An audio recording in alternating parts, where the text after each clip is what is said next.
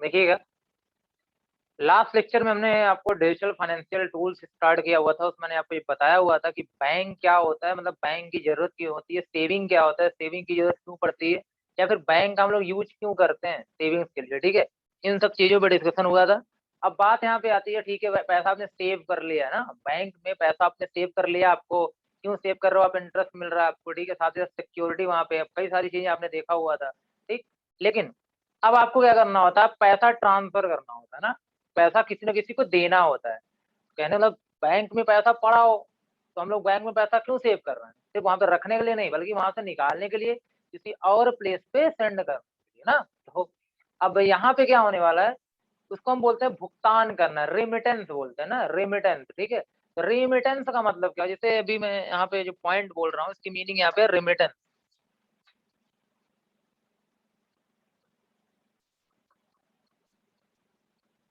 ठीक है, तो रेमिटेंस का मतलब होता है यहाँ पे, इसका मतलब होता है भुगतान करना। जैसे आप क्या कर रहे हो, कहीं पे पैसे सेंड कर रहे हो, कहीं पे ट्रांसफर कर रहे हो, कोई फंड सेंड या ट्रांसफर कर रहे हो, दैट इज रेमिटेंस ना। अगर आपको ये बैंक है, एक बैंक अकाउंट से आप दूसरे बैंक अकाउंट में पैसा ट्रांसफर कर रहे हो, या फिर आप वो चाहे सेम ब्रांच में हो या सेम बैंक में हो या डिफरेंट बैंक में हो, ठीक है, कोई फर्क नहीं पड़ता, उस सबको हम लोग क्या बोलते हैं, रेमिटेंस बोलते हैं। तो अगर यहाँ पे सिंपली बोल सकते हैं तो ये क्या एक सिंपल सा है, रेमिटेंस डिफाइंड है, remittance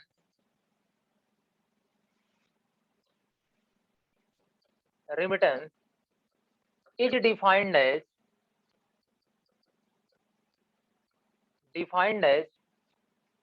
the transfer of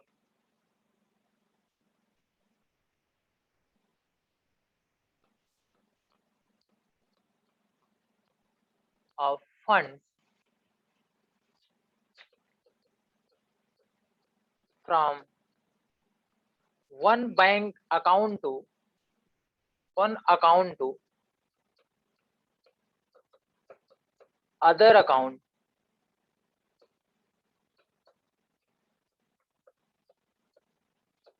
either in either in same bank either in same bank or different or different। ठीक है, तो रेमिटेंस मतलब भुगतान होता है, सिंपल सी बात है, मैंने आपको डिस्कस करी वहां पे।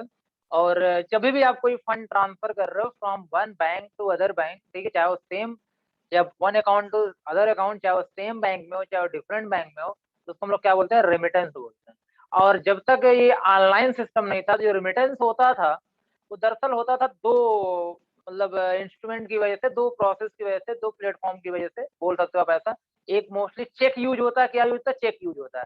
अगर पैसा किसी को देना होता था तो आप तो कैश, तो ठीक है कैश दे सकते हो, कैश तो आज भी आप दे सकते हो, लेकिन जो तरीका होता था वो होता था चेक। ठीक है, आप चेक के थ्रू देते थे या डीडी के थ्रू देते थे ना।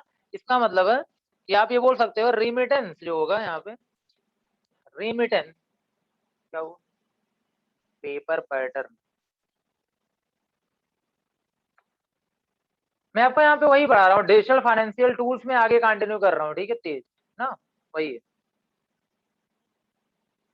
ठीक है, और पेपर पैटर्न होगा सब बता दिएगा अभी क्यों करता हूँ आपको। ठीक, अब इसके बाद आपकी एक यूनिट है ना, ये पूरी एक यूनिट है, इसका छोटी सी यूनिट है बस, उसके बाद तो पेपर पैटर्न आपको बता दिया जाएगा। चलिए, जो रिमिटेंस है,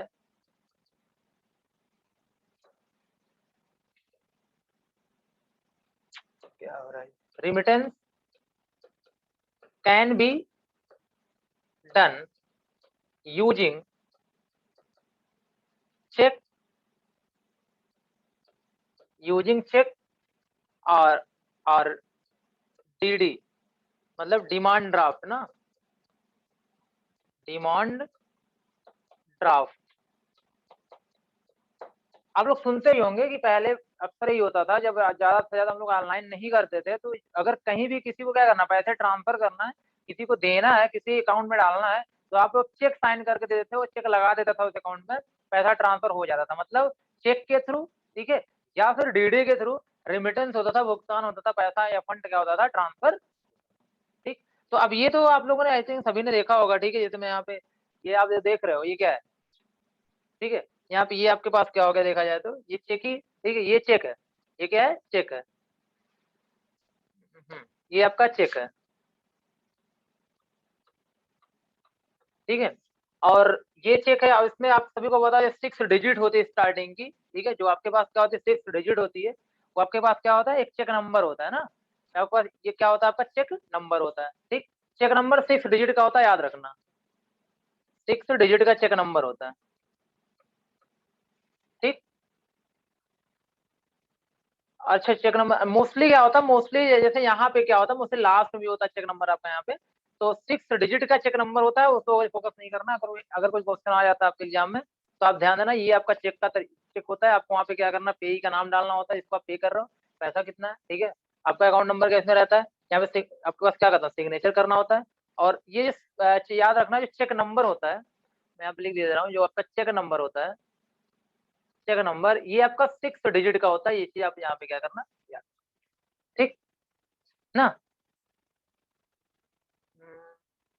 social networking and e governance हो गया था।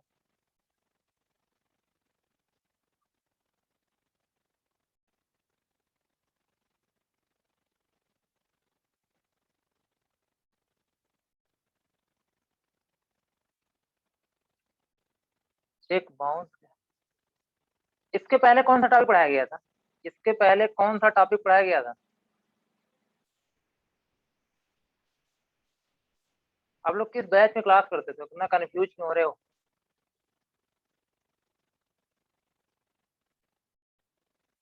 मैं कुछ स्टूडेंट से पूछ लेता हूँ, लोगों इतना कंफ्यूजन क्यों है इस क्लास में। अदिति, आदित्य प्रकाश, आप लोग क्लास तो प्रॉपर करते हैं ना, हर्षित। इसके पहले क्या पढ़ाया गया था, यही ना पढ़ाया गया था, डिजिटल फाइनेंशियल टूल्स ही चल रहा है, कुछ और चल रहा था इस बैच।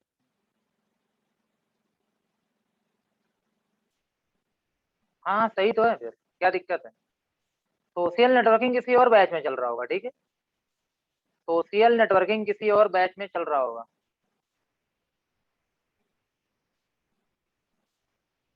ठीक है। चलिए,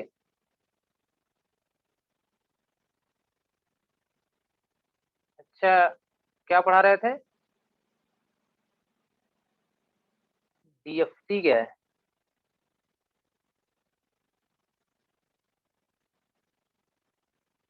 एफडी और आरडी पढ़ा रहे थे, चलिए अच्छा ठीक है। देखिए, तो मैं ये कह रहा हूँ यहाँ पे, नहीं नहीं यार, 3 to 4 डिजिट का भी होता है, देखो यहाँ पे आपके पास, ये देखिए, जैसे यहाँ पे डीडी होती है, इस टाइप का आपका डीडी, यहाँ पे चेक बाउंस कब होता है यार, अगर आपके पास क्या होगा, चेक तो आपने काट दिया, उसमें बैलेंस ही नहीं है, ठीक है। अगर आपने चेक काट दिया, ठीक, किसी को चेक दे दिया और आपके अकाउंट में बैलेंस ही नहीं है, तो चेक क्या होगा, बाउंस ही होगा, ठीक। तो ये आपका देखा डीडी भी इसी तरीके का होता है, ये आपका डीडी, डीडी का जो नंबर होता है वो 6 डिजिट का होता है, ठीक है। और ये तो इसको 6 डिजिट का कंफर्म मत करो, ये चेंज होता रहता है ना, ये बैंक टू बैंक क्या होता रहता है, चेंज होता रहता है, तो इसको सॉरी, ठीक, ध्यान देना। तो ये जो होता है आपका, ये बैंक टू बैंक चेंज होता रहता है।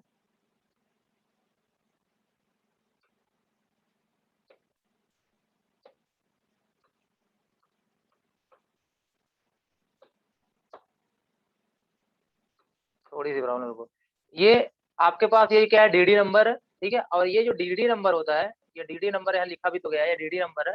और जो डीडी नंबर होता है वो 6 डिजिट का होता है, 6 डिजिट का होता है। और उसके बाद ये मतलब ध्यान देना, बाकी चेकबुक तो यहाँ पे दिखा देखिए, मतलब ओवरऑल दिखाने का मतलब है कि आपने चेकबुक देखा ही होगा, इसी के हम लोग क्या करते थे, रिमिटेंस करते थे, भुगतान वगैरह करते थे, पैसा कहीं ट्रांसफर करना होता तो इसी के थ्रू ट्रांसफर करते थे, ठीक है। अच्छा चलो, मैं बता दे रहा हूँ, एफडी आरडी मुझे याद नहीं है, ठीक है, क्या चल रहा है यहाँ पे ना। चलो, ये क्लियर है कि नहीं, ये चीजें क्लियर है। पहले चीज बता दो क्लियर है कि मैं एफडी आरडी बता दे रहा हूँ, परेशान होते ही। सभी को क्लियर है ना, ये क्या मतलब, रिमिटेंस का मतलब क्या होता है, भुगतान का मतलब क्या होता है, चेक या डीडी के थ्रू जो करते हैं भुगतान होता है। आजकल हम लोग चेक या डीडी का यूज बहुत ही कम करते हैं, ना के बराबर करते हैं, ठीक है। चलिए देखिए, यहाँ पे, चलो मैं अच्छा बता दे रहा हूँ, पहले वही बता के आगे बढ़ रहा हूँ, डोंट वरी। आरडी और एफडी, आरडी और एफडी, ठीक है। आरडी का मतलब यहाँ पे होता है, आरडी का मतलब होता है रिकरिंग डिपॉजिट, क्या होता है, रिकरिंग डिपॉजिट, ठीक है। रिकरिंग डिपॉजिट,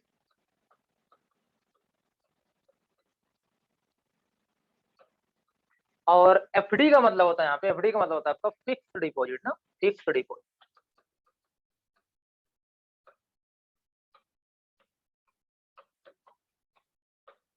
ठीक, चलिए रिकरिंग डिपॉजिट और क्या होता है, फिक्स डिपॉजिट। अब जैसे फिक्स डिपॉजिट में क्या होता है, या आपका एक मान लो कोई कहता है चलो मैं एक एफडी अकाउंट ओपन करवा देता हूँ, एफडी अकाउंट का मतलब होगा फिक्स डिपॉजिट अकाउंट है यहाँ पे। जैसे क्या होता है, अगर आपके पास मान लेते हैं कुछ पैसे पड़े होते हैं, आपके पास कुछ एक्स्ट्रा पैसे या पैसे कुछ पड़े होते हैं, जैसे मान लीजिए आपका 2 लाख रुपए पड़े हुए हैं, ठीक है, 2 लाख रुपए आपके पास है यहाँ पे।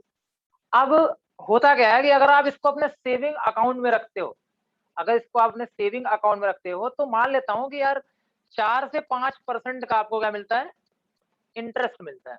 4 से 5% का इंटरेस्ट मिलता है, मैंने मान लिया 4% का, ठीक है, तो 4% का आपको इंटरेस्ट मिलेगा। लेकिन अगर आप इसी पैसे का, अगर आपको लग रहा है मुझे भी जरूरत नहीं है 2-3 सालों तक, तो आप क्या करते हो, 3 साल तक मतलब 3 ईयर तक आप इसको फिक्स करा लेते हो। 3 ईयर तक क्या कर लेते हो, आप इसको फिक्स करा लेते हो। जब फिक्स आप करा लेते हो मतलब वो क्या हो जाता है, आपका एफडी हो जाता है, आपका एक अकाउंट ओपन होता है जिसमें इतने पैसे क्या होते हैं, फिक्स हो जाते हैं।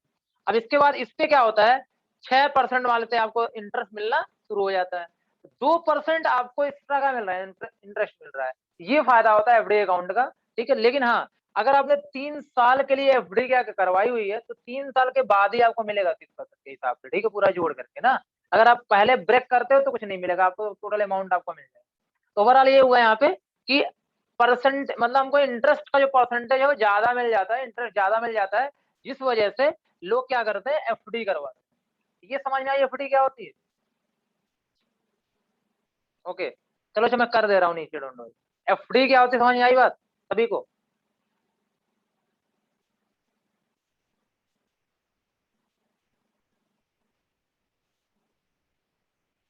क्लियर? चलिए इसके बाद आरडी की बात करते हैं, ठीक है। आरडी क्या होता है देखिएगा,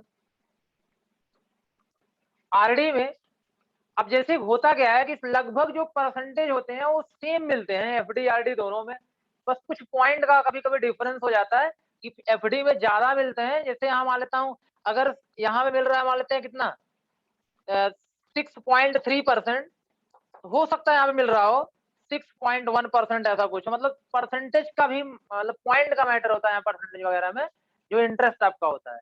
तो रिकरिंग में ये होता है कि आपको मंथली बेसिस, जैसे होता है आप एफडी करवा लेते हो, अगर आप मान लेते हैं फिक्स करवा लेते हो कि मैं हर महीने आपकी सैलरी बेसिस पे सिस्टम हो रहा पूरा का पूरा है, तो आप हर महीने 20,000 क्या करोगे, पे करोगे। आपने एफडी कितनी करवाई है, 5 लाख की। लेकिन हाँ, आप उसमें 5 लाख रुपए जमा नहीं कर रहे हो, बल्कि हर महीने 20,000 रुपए जमा कर रहे हो। तो ये जो ए भी एक टाइप क्या है आपका, फिक्स ही हो चुका है। वो भी 5 साल के लिए आपका फिक्स हो चुका है, वहां पैसा आप निकाल नहीं सकते, निकालेंगे तो कोई इंटरेस्ट नहीं मिलेगा। लेकिन अब आप पूरा पैसा एक साथ ना दे करके आप मंथली वाइज दे रहे हैं पैसा आपका, ठीक है, तो वो क्या हो जाएगा आपका, रिकरिंग डिपॉजिट मतलब आरडी हो जाएगा। लेकिन परसेंटेज इंटरेस्ट में दोनों के बहुत ही मतलब माइन्यूट सा डिफरेंट होता है, बहुत ज्यादा डिफरेंस, ठीक है। ये आरडी होता है और ये क्या होता है, एफडी होता है। ये मंथली क्या होता है, आप पे करते हैं यहाँ पे, ठीक है, यहाँ पे मंथली पे करते हो और यहाँ पे एक साथ पे करते हो, ये दोनों में डिफरेंस है। रिशिता, ओके, एक बार फिर से बता दें, चलिए देखिए, ध्यान से सुनना है यहाँ पे, ये आपका एफडी है और ये आरडी है, ठीक है। जैसे होता क्या, सबसे पहले ध्यान से सुनिएगा, होता क्या यहाँ पे क्या है कि अगर आपके पास, जैसे आप चाहते हो मेरे पास जो बैलेंस है, जो सेविंग्स है, उस पर ज्यादा से ज्यादा क्या मिले, इंटरेस्ट मिले, उसको मैं बढ़ा सकूं, ठीक है। उसके लिए लोग क्या करते हैं, या तो एफडी करवाते हैं या तो आरडी करवाते हैं, क्योंकि आपका जो सेविंग अकाउंट होता है उसमें ज्यादा आपको इंटरेस्ट नहीं मिलता है, ठीक। तो मैं ये मान के चलता हूँ कि अगर आपके सेविंग अकाउंट में 5 लाख रुपए हैं, ठीक है, 5 लाख रुपए आपके सेविंग अकाउंट में अगर है, मान लेते ये मान के मैं चलता हूँ। अब जैसे होगा क्या कि अभी के लिए 1 लाख रुपए आपने खर्च के लिए रख लो, नॉर्मल जो यूज होते हैं। 4 लाख की आपको, आप सोचोगे यार 4 लाख में ज्यादा इंटरेस्ट मिल जाएगा, मैं 4 लाख की एफडी करा देता हूँ। तो अगर मैं 4 लाख की एफडी कराता हूँ यहाँ पे, मतलब 4 लाख पे मुझे इंटरेस्ट ज्यादा चाहिए होता है, ठीक है। तो अब उसको आप फिक्स करना चाहोगे, तो आपने क्या किया यहाँ पे, 4 लाख एक अकाउंट ओपन करवाया, अलग से एक अकाउंट ओपन करवाया वहां पे, मतलब अकाउंट ओपन करवाया और उसमें क्या कर दिया आपने, 4 लाख जमा कर दिए, 4 लाख वहां पे जमा कर दिए, ठीक है। अब इस पे क्या होगा, जो अभी सेविंग अकाउंट में अगर अमाउंट होता तो आपको अगर 4% मिलते, मैं कह रहा हूं, तो अगर आप उसको एफडी अकाउंट में क्या करोगे, पैसा जमा करोगे, एफडी करा के पैसा वहां पे रखोगे, तो आपको 6% का इंटरेस्ट मिलेगा। मतलब 2% बढ़ गया, 2 से 2.5% बढ़ जाता है आपका इंटरेस्ट, ठीक है। रिश्ता ये बात समझ आई यहाँ तक? एफडी समझ में आया क्या होता है? बस आपने रख दिया, फिक्स करवा दिया, उसको फिक्स डिपॉजिट होता है, ठीक। अब देखिए, जैसे ही होता क्या है, कुछ लोग चाहते हैं, कुछ लोग नहीं, हर कोई चाहेगा कि हमारे पास पैसा तो है नहीं, फिर भी हम चाहेंगे यार क्या हो, इंटरेस्ट हमें वही मिल जाए, मतलब लगभग यही इंटरेस्ट मिल जाए, लेकिन पैसा हमारे पास 5 लाख या 4 लाख नहीं है। लेकिन हम क्या है, हम कहीं से मतलब जॉब करते हैं, ठीक है, या मंथली पैसा हमारे पास आता है, तो अभी तो है नहीं 4 लाख रुपए, लेकिन मंथली आता है, तो हम भी क्या करेंगे, यहाँ पे 4 लाख की एफडी करवा देंगे। 4 लाख की एफडी यहाँ पे हम बोल, अभी एफडी नाम ले रहा हूँ, 4 लाख ही करवा देंगे, पैसा इसको दे देंगे। लेकिन ये पैसा जो जा हो रहा है, ये मंथली जा रहा है, 10-10 हजार, 20-20 हजार, जो भी जा रहा है, ठीक। तो 4 साल के लिए अगर आप करोगे, वहां पे मतलब एक टाइम होता है कि आप लोग 4 साल के लिए कर रहे हो, 2 साल के लिए कर रहे हो, 5 साल के लिए कर रहे हो, हर टाइम होता है। तो अगर आपने 5 साल के लिए किया है, तो 5 साल के अंदर में आपको क्या करना है, वहां पे 20-20 हजार रुपए देना है, अपने अकाउंट से कटता जाएगा, या तो आप ले जाके जमा करो, ठीक है। लेकिन तब भी बात वही यहाँ पे हो रही है, बात वही हो रही है कि आपके पास 4 लाख रुपए इसको देना ही देना है, ठीक। इसीलिए थोड़ा सा परसेंटेज यहाँ पे क्या हो जाता है, कम हो जाता है, थोड़ा सा बस कम होगा, माइन्यूट सा कम होगा, लेकिन सेम पूरा का पूरा वर्क वही है यहाँ पे, ठीक है, और कुछ बात नहीं है। पैसा यहाँ पे आप एक साथ में दे रहे थे, यहाँ पे आप मंथली दे रहे हो। समझ में आई बात की नहीं? एफडी एक बार में जमा करना होता है जी। एफडी आपका, कुछ लोग उसको भी एफडी बोलते हैं, कहते हैं मैंने एफडी करा रखी है, तो 20-20 हजार रुपए महीना जा रहा है, ठीक है। तो वो एफडी नहीं होती, दरअसल वो क्या होती है, आरडी होती है। एफडी नहीं क्या होती है, आरडी होती है, क्योंकि एफडी ज्यादा फेमस है, आरडी कोई नहीं जानता, ठीक है। ऋषिदा, कुछ बात समझ में आई आपको, या कोई डाउट किसी को?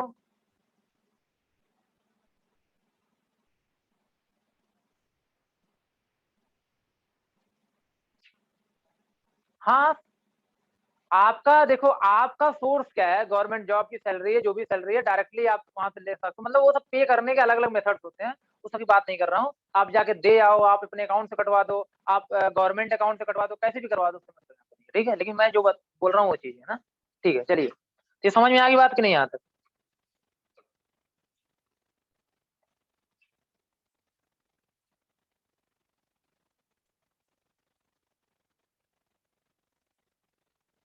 ओके,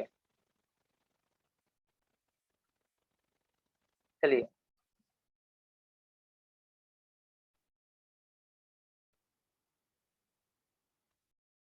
आरडी में कंपलसरी होते हैं? हाँ हाँ, आरडी में कंपलसरी होता है। आरडी में कंपलसरी होता है, कभी कभी अगर 1 मंथ का नहीं हो पाता है, तो लोग 2 मंथ का एक बार में दे देते हैं, ठीक है। बट कंपलसरी, हाँ 2 मंथ नहीं, नहीं, अगर आप एक साथ 2 मंथ का भी देना चाहो दे सकते हो, ठीक है। ये सारे अलग अलग बैंक के अलग अलग रूल्स होते हैं। मैं एक आपको बता रहा हूँ जनरल रूल्स कि आपको मंथली पे करना होता है, बट बैंक के रूल्स होते हैं कि अगर आपने क्या किया, एक पिछले महीने नहीं दे पाया, तो आप 2 महीने का एक बार में भी दे सकते हो, ठीक, वो सारी चीजें। चलिए, और कोई क्वेश्चन है किसी का? ओके, चलिए। देखिए, अब इसके बाद यहाँ पे ये क्लियर है कुछ, मतलब ये सब बताने या पढ़ाने का मतलब आपको ये था कि आपको एक बेसिक सा आइडिया हो चुका है कि यार बैंक में क्या होता है, सेविंग क्या होती है, मतलब क्या प्रोसेस होते हैं, क्या सिस्टम्स होते होंगे, एक अगर जिसको ना रहा हो, क्योंकि इतना तो सभी को होता है, ठीक है। अब जैसे यहाँ पे क्या है, अब हम लोग कहाँ बढ़ रहे हैं, ऑनलाइन की तरफ बढ़ रहे हैं, ठीक है, ऑनलाइन की तरफ बढ़ रहे हैं, तो ऑनलाइन टूल्स जानेंगे, जो डिजिटल फाइनेंशियल टूल्स जानेंगे। सबसे पहले बेसिक सी चीज लेके चलते हैं, ओटीपी। क्या लेके चलते हैं, ओटीपी क्या होता है, ठीक है, ओटीपी। ऑलमोस्ट देखिएगा यहाँ पे ओटीपी, आप में भी सभी लोग जानते हैं ओटीपी के बारे में। ओटीपी क्या होता है, वन टाइम पासवर्ड या वन टाइम पिन होता है, ठीक है, जो एक डायनेमिक पासवर्ड है, सिक्योरिटी को इम्प्रूव करने के लिए बनाया गया है। पहले क्या होता था मोस्टली, अभी भी कहीं कहीं जगहों पे स्टैटिक पासवर्ड यूज होता है। स्टैटिक का मतलब, अगर मैंने आपसे बोल दिया यार ये मेरा पासवर्ड है, जैसे आपके कंप्यूटर का पासवर्ड स्टैटिक पासवर्ड है, लेकिन हो सकता है उसको कहीं से कोई पता कर ले, जान जाए, वो आपके कंप्यूटर को खोल से ओपन कर सकता है। लेकिन ओटीपी क्या होता है, एक डायनेमिक पासवर्ड होता है, मतलब ये बार बार चेंज होता रहता है। अगर आपको किसी के सिस्टम को एक्सेस करना है, तो बार बार अगर आप क्या करते हो, यहाँ पे डायनेमिक पासवर्ड यूज करते हो तो हमेशा चेंज होता रहेगा, और जब हमेशा चेंज होता रहेगा तो आई थिंक उस चीज को कोई एक्सेस नहीं कर पाएगा। ठीक है, तो इसलिए यहाँ पे हम लोग क्या करेंगे, ओटीपी वगैरह को देखेंगे, और ओटीपी का भी जो ट्रांजेक्शन होता है, जो आपके पास फाइनेंशियल सिस्टम होता है, उसमें बहुत बड़ा रोल होता है, क्योंकि आजकल आप जितने भी ट्रांजेक्शन करोगे उसमें ओटीपी जरूर जनरेट होगा, और वही ओटीपी अगर आप क्या करोगे, प्रोवाइड करोगे सिस्टम को, तभी जाके ट्रांजेक्शन सक्सेसफुल होगा, नहीं तो नहीं, है ना। इसलिए ओटीपी के बारे में जान लेते हैं, 2 4 6 चीजें यहाँ पे क्या है ओटीपी, और एग्जाम में कैसे कैसे क्या मिलेंगे आपको, क्वेश्चन मिल सकते हैं। ठीक है, तो सबसे पहले आप देखिएगा फुल फॉर्म क्या है।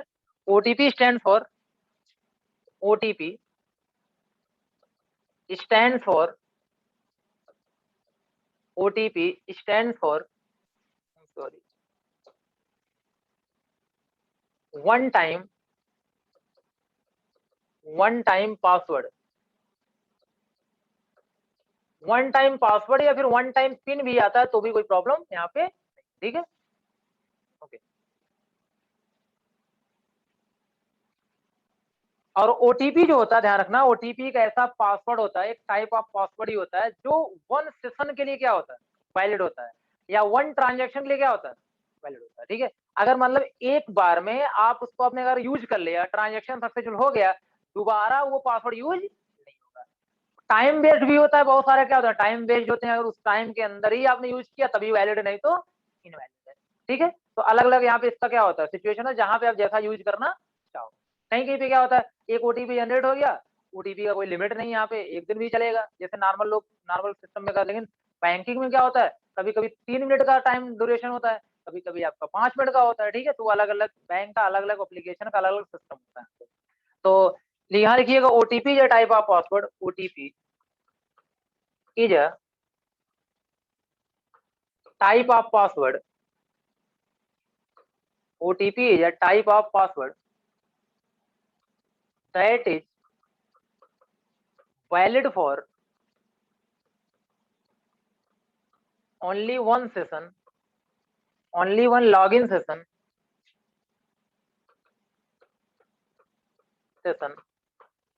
or one transaction or one transaction। ठीक है, तो या तो ना, सिंपल सी बात है, आपके पास जहां भी मतलब only one transaction on a computer, on a computer और मोबाइल फोन, जहां भी आप काम कर रहे हो, और मोबाइल फोन।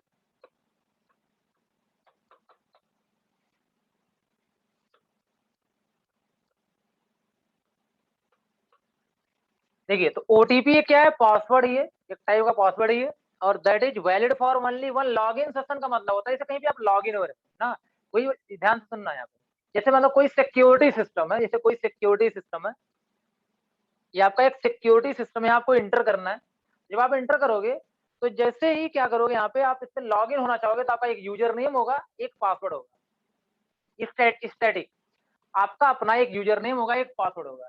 आप जैसे ही लॉगिन होगे तो लॉगिन होने जैसे क्लिक करोगे, उसके बाद फिर से क्या होगा, आपके मोबाइल पे या किसी के मोबाइल पे जो आपके पास क्या होता है, वैलिड मोबाइल या ईमेल एड्रेस होता है, उस पे एक ओटीपी जाएगा।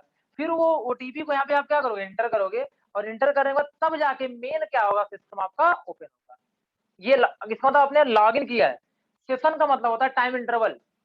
ठीक है, जब तक आपने लॉगिन करने के बाद काम करते रहोगे तब तक वो आप काम कर सकते हो, लेकिन जैसे ही अपने आप बाहर आए, अगर फिर दोबारा जाना है आपको तो फिर से क्या करना होगा, लॉगिन करना होगा, लेकिन अब वो ओटीपी काम नहीं करेगा। अब जब दोबारा लॉगिन करोगे तो फिर से क्या होगा, ओटीपी जनरेट होगा, और फिर आप उस ओटीपी को डालोगे तब एंट्री करोगे।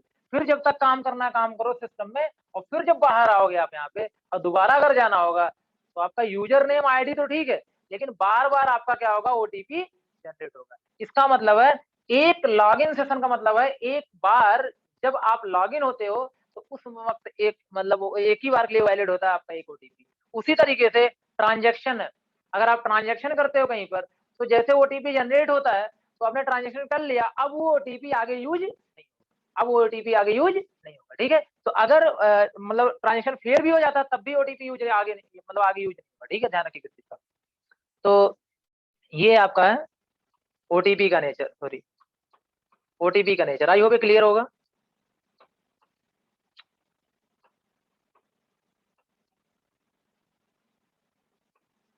थोड़ी प्रॉब्लम हो रही है, चलो ठीक है। तो अब ओवरऑल समझ में आ गया होगा ना यहाँ तक क्या है। अब 2-3 पॉइंट आप यहाँ पे जरूर लिख लेना, क्योंकि एग्जाम वगैरह में पूछ लिया जाता है आपसे, ठीक है। जैसे it is dynamic in nature, dynamic password है, it is dynamic in nature and provide more security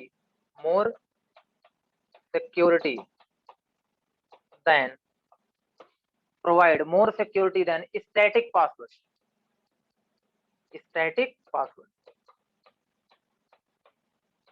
पहली बात तो डायनेमिक पासवर्ड इसलिए है कि बार बार क्या होता रहता है, चेंज होता रहता है, और आपका जो स्टैटिक पासवर्ड है उससे ज्यादा सिक्योरिटी इसमें होती है, क्योंकि ये इसको कोई मतलब याद नहीं कर सकता, क्योंकि याद करने कोई फायदा ही नहीं है इसको, ठीक है, क्योंकि बार बार क्या होता रहता है, चेंज होता रहता है। और देखिए अलग अलग प्लेस पे अलग अलग साइज की आपकी ओटीपी होती है, लेकिन बैंक में कितनी होती है, 6 डिजिट की होती है। तो अगर आपके एग्जाम में ऐसा कुछ होता है कि यार ओटीपी की साइज क्या होती है, तो 6 डिजिट होती है, बैंक के लिए बता रहा हूँ। बाकी अगर डिफरेंट डिफरेंट प्लेस पे आप देखोगे, कहीं कहीं 4 डिजिट की होती है, कहीं कहीं 5 डिजिट की हो सकती है, यहाँ पे ना मोस्टली 4 या 6 की होती है। तो बैंक की बात यहाँ पे कर रहा हूँ, ठीक है।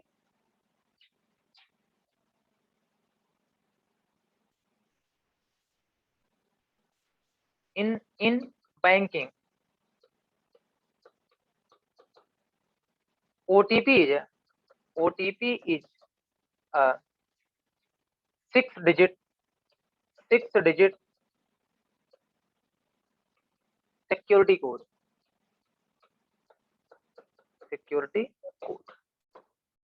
ये 6 डिजिट का होता है, ठीक है, ये ध्यान।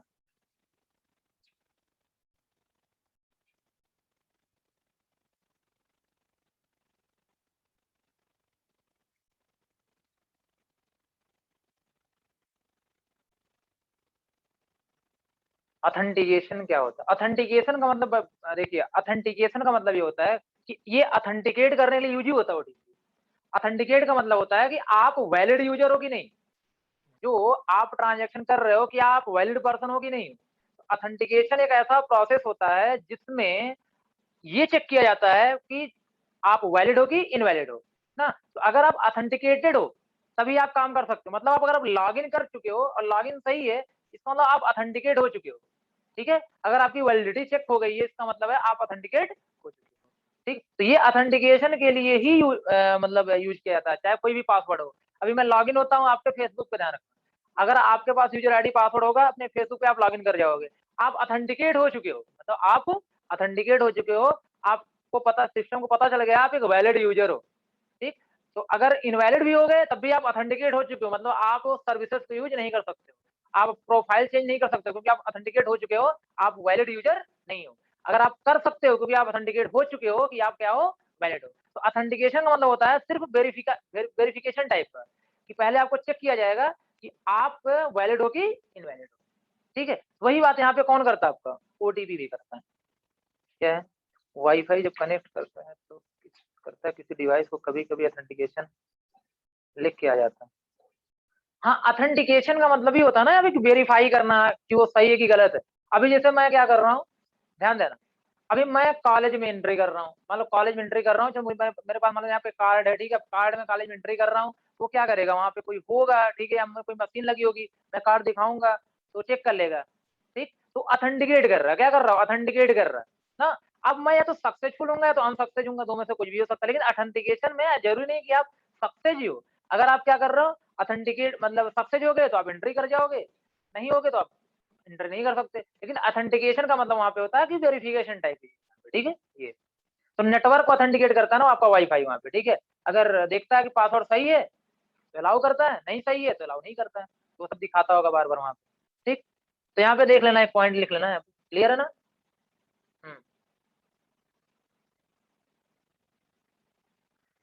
It provides it provides very strong very strong it provides very strong and secure authentication, secure authentication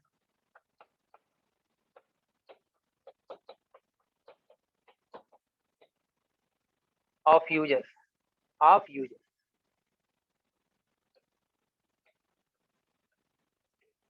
of users. ठीक है,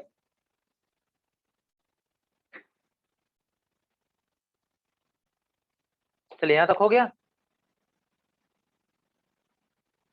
यहां तक हो गया। हाँ, रैंडमली ये चेंज होता रहता है। ठीक है, ये रैंडमली रैंडम एल्गोरिथम्स होती हैं, बार बार चेंज होता रहता है। ठीक है, कुछ भी हो सकता है वहां पे, कुछ क्लियर नहीं होता। रैंडम एल्गोरिथम अभी आगे आप थोड़ा बहुत पढ़ोगे प्रोग्रामिंग वगैरह में तो और समझोगे यहाँ पे कि रैंडम एल्गोरिथम, रैंडम फंक्शंस होते हैं, अपने आप नंबर जनरेट होता है, तो कुछ भी जनरेट हो सकता है। जैसे कहीं पे अगर टी ओटीपी आ गया, जैसे मैंने बताया ना अभी यहाँ पे, यार कहीं कहीं पे टाइम बेस्ड भी होता है कि 5 सेकंड के लिए, 2 सेकंड के लिए, सॉरी 5 मिनट के लिए, 2 मिनट के लिए, 3 मिनट के लिए, कहीं कहीं ऐसी ओटीपी आती है। तो ये आपके पास तो बोलते हैं टीओटीपी, क्या बोलते हैं? टीओटीपी। टीओटीपी का मतलब time based OTP, time based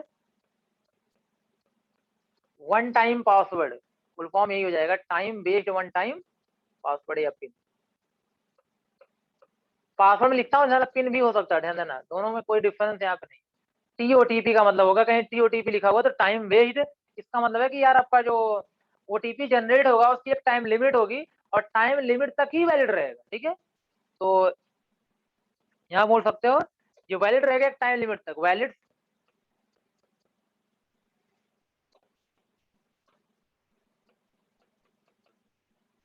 till fixed time, fixed time. जैसे आपका 5 मिनट, 3 मिनट, एक्सेट्रा, ये आपका होता है टीओटीपी यहाँ पे ना। और ओटीपी से कभी कभी क्या होता है कि ईमेल कहीं से और से आता है, तो आप दिन भर में चाहे जब इंटर करके अपना काम कर लो, कोई फर्क यहाँ पे नहीं पड़ता। ठीक होता है, जैसे ईमेल वगैरह पे आता रहता है। और ये जो आपका ओटीपी जनरेट होता है, ओटीपी जो जनरेट होगा वो आपके किसी वैलिड मोबाइल पे होगा, रजिस्टर्ड मोबाइल पे होगा, या फिर ईमेल आईडी पे होगा। तो ये चीज याद रखना। तो क्या होगा, टाइम है अभी? नहीं नहीं, ओटीपी कैप्चा कोड नहीं है। हाँ, कैप्चा कोड की तरह मान सकते हो। ठीक है, कैप्चा कोड भी बार बार चेंज होता था, मान सकते हो। ठीक है, कैप्चा कोड। ठीक,